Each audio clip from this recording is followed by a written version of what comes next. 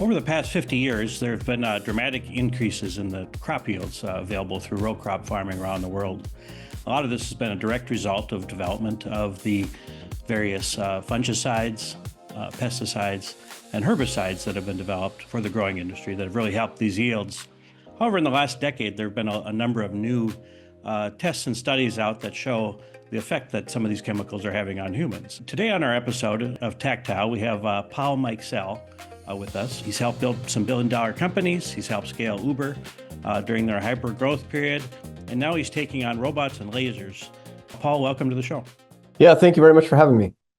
So your company, Carbon Robotics, is based out on the West Coast here, and this is something you've developed. Why don't you tell us a little bit about the journey that's brought you from being someone heavily entrenched in the tech world into the farming world?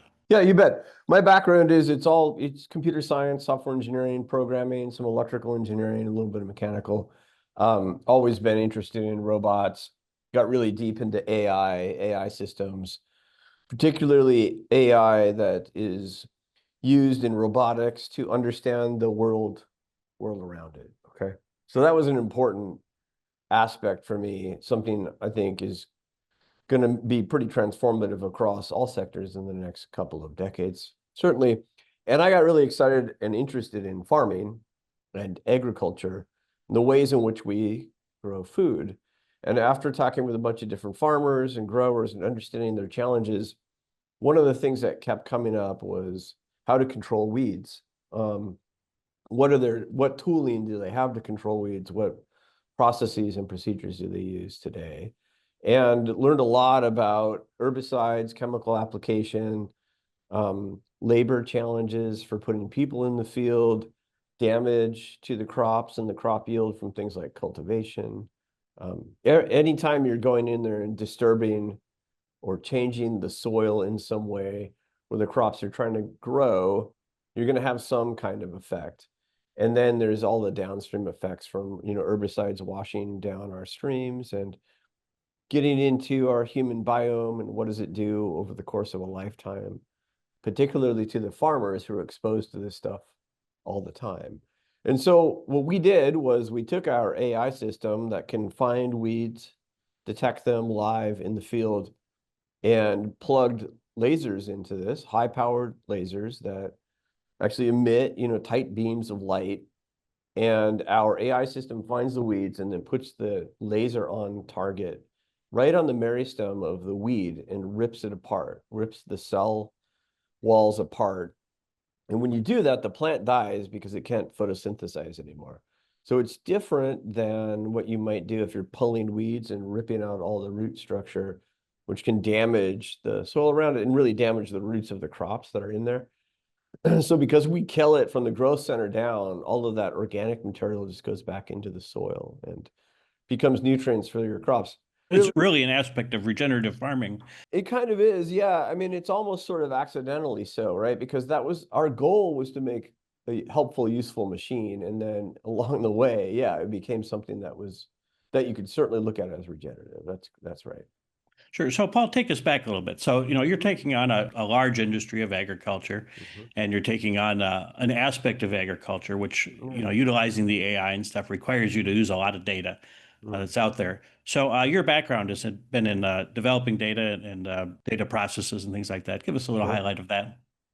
Yeah, I mean, so when you're training an AI system, and training really is the right word, what you're doing is you're feeding data into it and then telling it, this is what I want you to learn from this data I've sent. Okay. And so you're giving the neural net, the AI system, enough examples of what you want it to know that it starts to pick up the salient and important aspects of that. So it can do that task on its own after you've trained it. Okay. So you really need to get enough data into the system that the AI has enough of an information base to learn and act from. So that was really the big challenge in the beginning, and it's the big challenge with all of these AI systems, is where do you get all the training data? And in many cases, it's just simply not available. Certainly not in this case, it wasn't. So early in the company's lifetime, we spent a lot of time figuring out how to get that training data, that example data. Some examples of this might be like, what do the weeds look like, and how do you classify weeds, and how do you classify maybe their location of the plants so you're not affecting the plant? Yeah, it's where is the weed? How big is it? What species is it? All of that stuff. And that's important. It's not just because of the, plant is a three-dimensional structure, but we're looking down from the top. So we really care about not just where it is, but what type it is, because we'll have to put more laser energy into a plant based on its species than just its size. And we can infer the strength and size three-dimensionally of it based on the plant species. So all that stuff is all, but that's all learnings, that we did in the field live while we were testing this stuff out. So yeah, it's like, where is the plant? How big is it? What type is it? And even more specifically, where exactly is the meristem of this plant? Where's the optimal place to put laser energy on it to kill it? And that's the kind of stuff that we're feeding into our AI. And with that, so take us back a little bit to some of the preliminary models you set up. So when did you start the company? 2018, just So basically so me hacking away in my backyard. so in 2018, you're just buying lasers off the shelf, seeing if you can That's it. kill weeds with it. 100%. That's it. Yeah, I still have some of those old videos, planted some onions in the backyard and then just set up a little stand and fired lasers at them to see what would happen. Today, as you're analyzing these different weeds and stuff like this, is your team, are they mainly tech people? Are they mainly people from the crop sciences or agriculture fields? A lot of tech people, so software, mechanical, electrical, some AI specialists, and then a pretty sizable support and service team. We do our own service and support, and so we're in every country where we have machines. We have a group of people um, who are doing that, and then sales team, international sales team, folks around the world as well. And we're in, I think, 13 or 14 countries at this point. And And mainly so that's North America and Europe, is that correct? Eastern and North Western Europe. America, yeah, Europe, Australia, New Zealand. Yeah, but you're right, there is a big concentration in Western Europe. Basically all the countries from, Scotland down to Italy, kind of everything in between there. In Western Europe, there'd be a lot of incentives for some of these greener Yeah, technologies. yeah, there are. There's a lot of incentives. They have less access to herbicides. They have, it's a less sort of chemical tooling, if you want to think about it that way. They have a concern for the quality and health of their food as well. That varies a little bit from place to place, but yeah, and that kind of works really well with LaserWeeder. There is, obviously lots of farmer challenges over there, and a lot of it, comes from also access to labor is as difficult for them as it is for us in the United States. And so I think all of those things, that kind of lines up exactly with where LaserWeeder just really shines and just has such an immediate, obvious value that it becomes kind of a no-brainer for people. So starting, in 2018, you're developing this along with some experimentation on your own. Describe to us, what was the breakthrough that you realized this could really be a machine that you could develop into a business? Yeah, I mean, the first thing, getting the AI working and getting it killing the weeds from the camera system, from the AI, that was pretty incredible. But again, you kind of go through this funny cycle where you get enough data for a specific case and you test it and you can kind of see how it works and how it would work. But then there's this bootstrapping process about how do I get enough data to make a model, a computer vision model that works in every farm.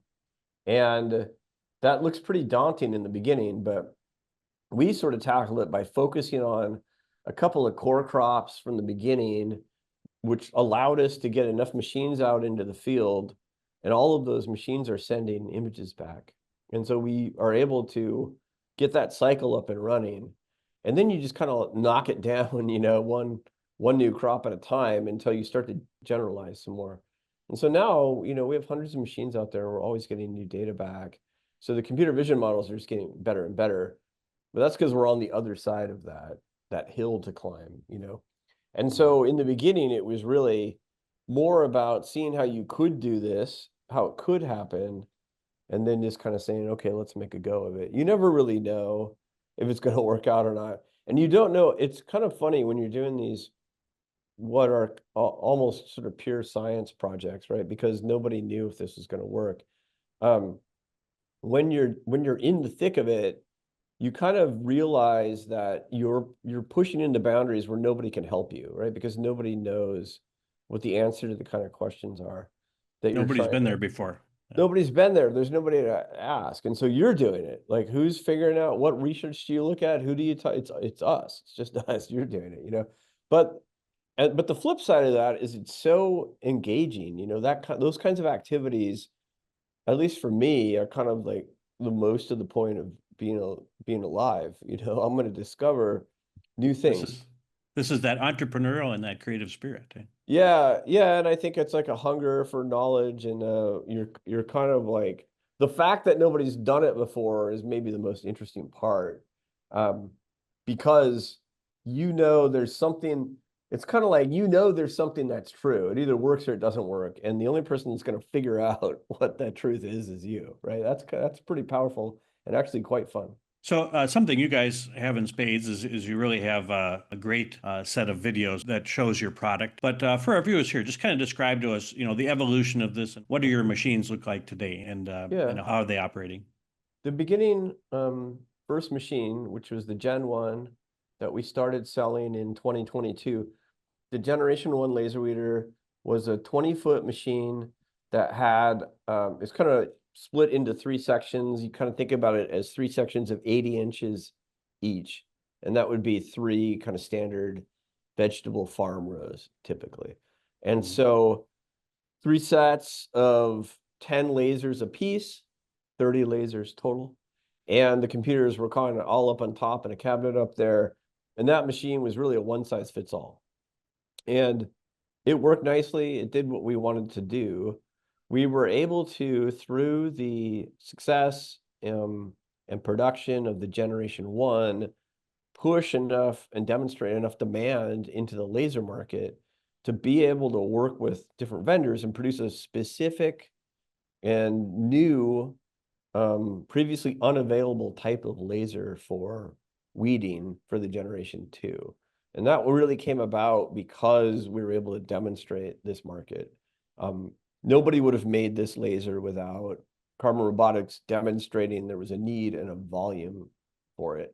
And so now we're in Gen 2, which we just started shipping earlier this year in February of 2025. And the Generation 2 is a more modular system, where every, what we call a weeding module, every weeding module has two lasers inside of it, and two what we call scanners, which is the control system for where the lasers are pointing, and that has the computer and the GPUs and stuff inside of it. And so because we did it in this modular fashion, now with the Generation 2, it's very easy to build different size machines. So I have on the small side a 6-foot machine, and on the big end of the scale, we have a 40-foot machine. And then we also do have a very common 20-foot machine that kind of does the same work as the Generation 1 did in your everyday, mostly vegetable farming. This is an implement intended to be towed by a tractor, or Yeah, it's all, yeah, all of it's an implement. Yeah, it plugs into a tractor 3-point hitch, get power from plugging into the PTO shaft that turns, makes a generator turn, produces electrical power, and the whole system runs off of that. and that's enough power for these Yeah, lasers. it is if you're, yes, if you're careful and efficient about it. Yeah. It was an engineering feat to make it go. But it's been working quite well. I think the other thing we discovered along the way, is that you do all this work and you think, okay, I'm going to do design, I'm going to do optimization, I'm going to do sales and marketing and get the company out there and get people to know who we are so that we get inbound referrals, and so that we're not doing all the heavy lifting of, bringing on customers, all this stuff. But the thing I think that everybody doesn't realize how much it's going to take up of your time and how difficult it's going to be. And only in hindsight do you go, of course I should have realized, is the manufacturing aspect of this stuff. Going from a design to something that's buildable, there are many steps in between. And we, I think, spent a lot more time, energy, effort, money on getting manufacturing to a point where we could produce these things consistently than any of us planned on. And I think we learned a lot in that process. And so in the generation 2, we're now doing our own manufacturing. We have our own manufacturing site that's just 3 hours drive away from where all the engineers are in a different part of Washington. And that became a really important aspect as well, which is when you're designing, and if you understand the manufacturing that's going to have to consume those plans, doing that design part and parcel with thinking about how you're going to manufacture it really pays a lot of dividends. We didn't really understand that very well, and I don't think anybody really does on their first product. It's just a really non-intuitive set of things that get in the way that you only realize, oh, now I see how maybe we could have made this much easier. But by that point, you're up in production and you've got orders to fill. So this whole thing was, I mean, a great learning. So I love the G1 and the G2 LaserWeeder. I hope all of the customers, I think they are quite satisfied with both products. But the G1 was just much harder to build, much harder for us to build than the G2 was, just sort of because of that naivety, or maybe it's because we hadn't ever built one of them before. When you go from 0 to 1 is always the hardest transition to make. I understand you've really prided your company on, in the early stages, doing a lot of in-field testing, Oh, yeah. demonstrating both for, customers, but also potential partners and things like Sure, that. yeah. Tell us about the process of doing that and what you learned along that pathway. Well, we spent, I mean, the first couple of years, so from 2018, basically 2019 was raising money and hiring, doing initial, just really early concept design. 2020, 2021, 2022, that was all us in the field. And most of the time it was, our team of however big it was at the time, maybe perhaps 9 or 10 people, just working together in the field, in the farm fields. Literally all of us in a trailer side by side with some Wi-Fi extenders, talking to the robots in the field and trying to figure out what was working, what was not working, how to progress up the tech tree. The steps in the field were, I mean, it was kind of comical now to look back on it, but when we first started testing in live fields, it was very early testing, but step 0 was sort of us getting pictures back from the robot, manually labeling, in real time where the weeds were, and then watching it target and shoot all the weeds. And then we would manually drive it to the next step. So we're doing this like a foot at a time. Getting to the point where we could automatically detect and automatically label and then have the robot automatically kill all the weeds was amazing. And then getting to the point where the initial prototypes were all self-driven. And so we got to the point then where it could self-drive itself and it could self-detect and self-kill weeds. That was pretty amazing. And that was just kind of us grinding it out there in the field.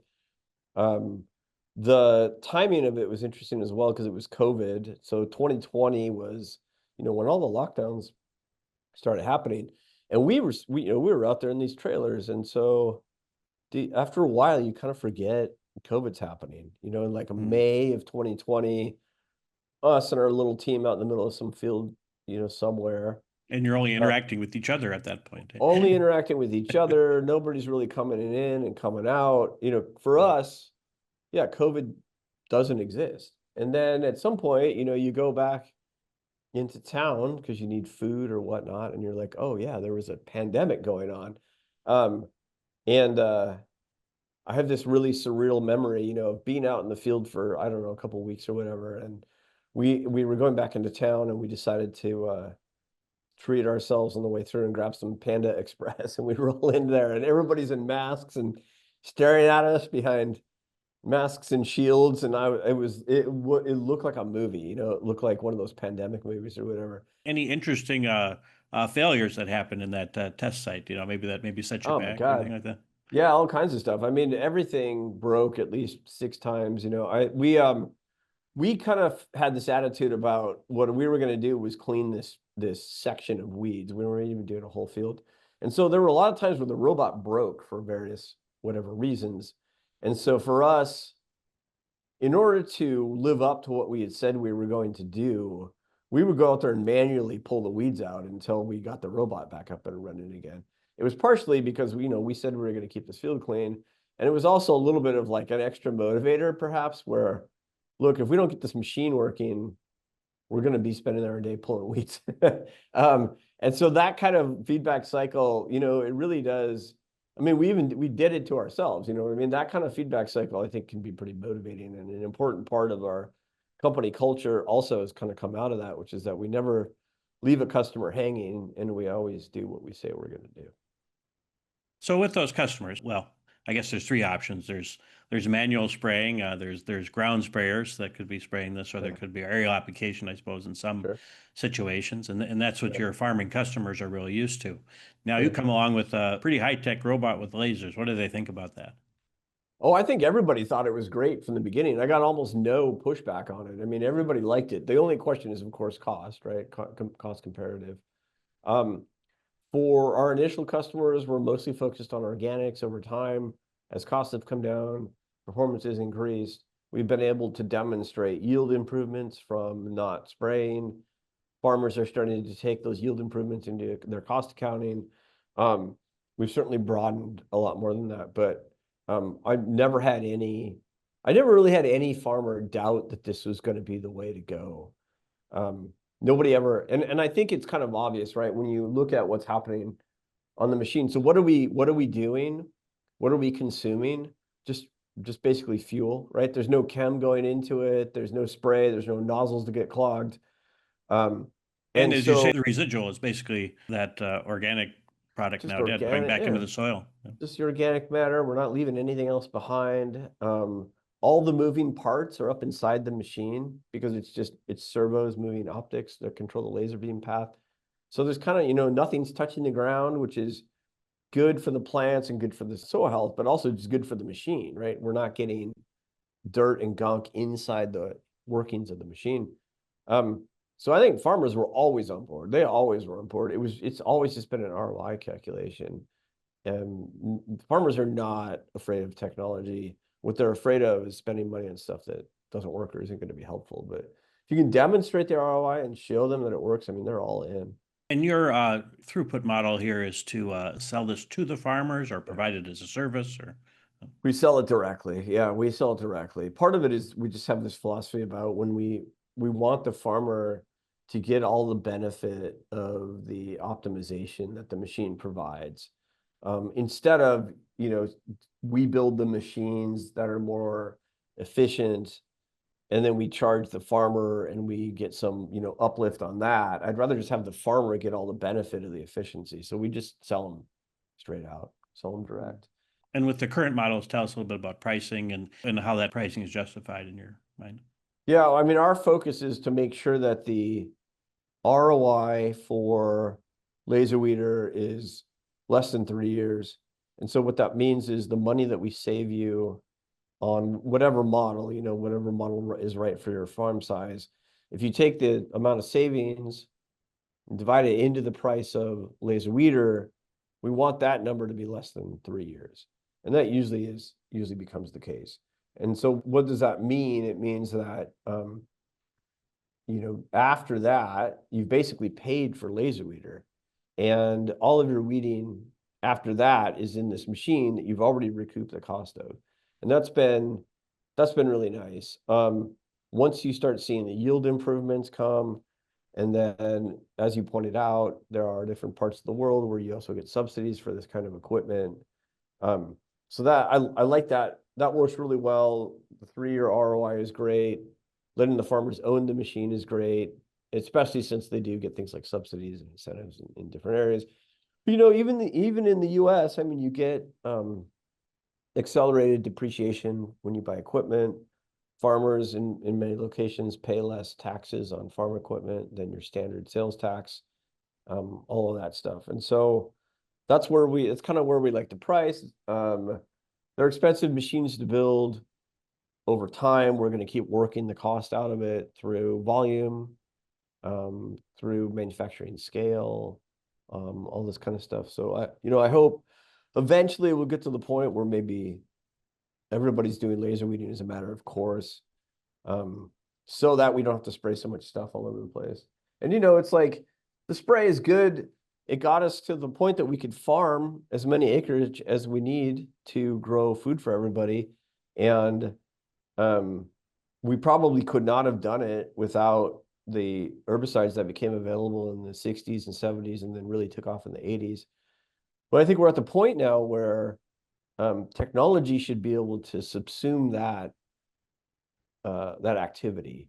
And if you just look at it and you say, well, would I rather have a scenario where I'm dumping a bunch of chemicals through the food system, or would I rather not have to do that? It kind of makes it, whether or not this chemical is worse than that one or whatever, it's just kind of better to not have to do that. And I think everybody understands that. And the residual on this stuff, I mean, the dirty secret in organics even is that even in fields that have transitioned from conventional to organic, which means they're not allowed to spray over a number of years, after that transition, you can still find traces of these herbicides in these fields. And so, what does that mean over time? I'd rather see us get to a point where the farmers can grow and farm and control weeds without this, consistent wash of chemicals going out there. Whether or not people want to have a debate about how bad and how much Roundup actually do you have to consume into your body to get cancer. Just like, well, why do we even need to have this debate? Why don't we just decide we don't need to do that anymore, So that's kind of where I want to see things going. And I think people are generally on board with that. It's just an ROI question at this point. Are you like McDonald's keeping a meter of billions of weeds that have been We eradicated? are, yeah, but I don't hover over it all the time. We're north of 20 billion weeds killed at this point. Uh, tell us about the future, Paul. Are there some new products or variations on deck? Earlier this year, we launched ATK, which is our Carbon Robotics autonomous tractor kit. Autonomous tractor kit fits onto an existing tractor and will plug into it and turn it into an autonomous tractor. We use the AI that we used for LaserWeeder, that same AI lives in ATK. The AI in ATK is used to find the furrows in the fields, and the tractor can drive completely visually down the farm fields without even having to reference GPS, without having to worry about a jog in the field because of something that happened in the planting or the GPS was off or what have you.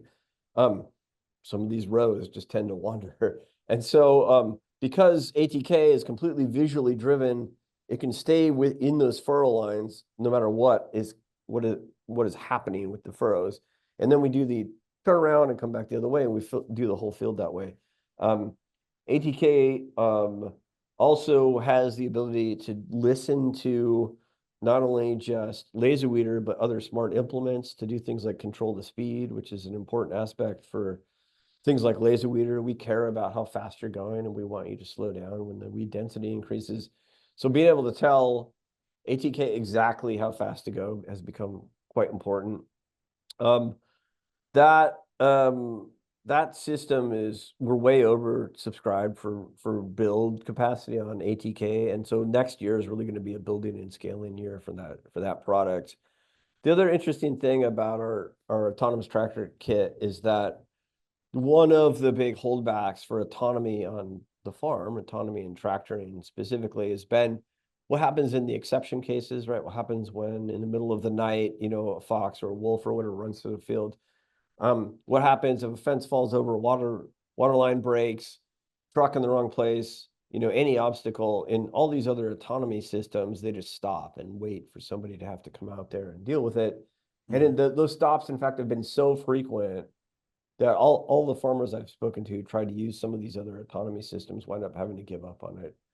Probably entirely maybe with the exception of orchards. There's some good autonomy systems for orchards out there, but generally in field farms, people are having a very hard time with the other autonomy systems.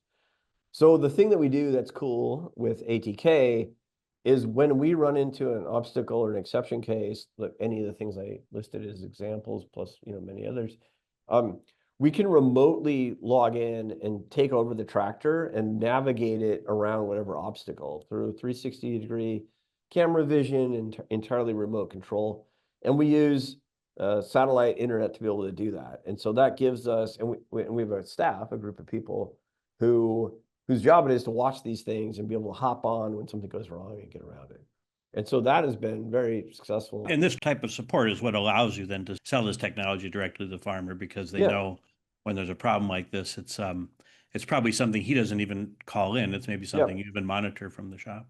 That is the biggest issue, is that farmers are incredibly busy, and we have a fleet of tractors, and you need to get all 20 of your tractors running all night long, and you can't have them stop. You really need the kind of reliability and assurance that we can give with ATK, so that we're only going to ever have to bother you if something really serious happens, and most of the time nothing happens that we need to bother you for. So we run for months and months and months like that, and it's been really successful for us. LaserWeeder plus ATK is a great pairing. They don't need to be paired together, though. ATK does many other tasks, not just laser weeding. And then in the future, we'll look to take that same AI system that was from LaserWeeder and now ATK and apply it to other tasks. And so we have other things that we're testing and trying and considering and doing the figurings out on to see if we can make some other great products. Well, Paul, thanks for sharing your story from developing software companies to helping scale Uber to now eradicating weeds. I'm sure that there'll be much more of your story, and we're looking forward to follow on with it. Yeah, thank you very much. Thanks for the time today. CarbonRobotics.com, and also, of course, our YouTube, Instagram, wherever you see interesting videos, we probably have some stuff up. Thanks a lot.